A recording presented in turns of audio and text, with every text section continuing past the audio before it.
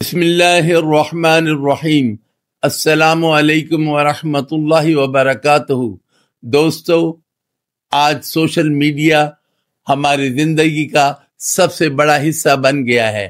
ہم گھنٹوں Instagram, YouTube اور ٹک ٹاک پر اسکرول کرتے ہیں، لیکن سوال یہ ہے کہ ایمان اور دین پر قائم رہتے ہوئے سوشل میڈیا کا استعمال کیسے کریں۔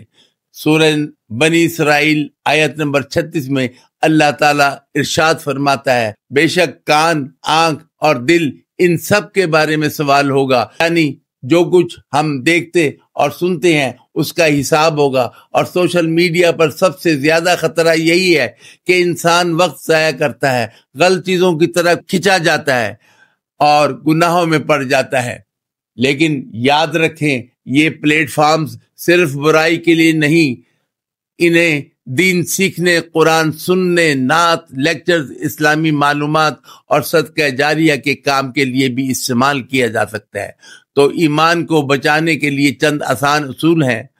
فالو صرف فائدہ مند اور نیک لوگوں کو کریں۔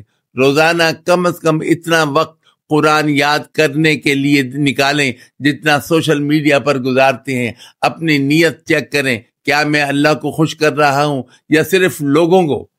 ناظرین کرام، سوشل میڈیا کو ہم اپنی آخرت بگاڑنے کے بجائے سنوارنے کا ذریعہ بنا سکتے ہیں۔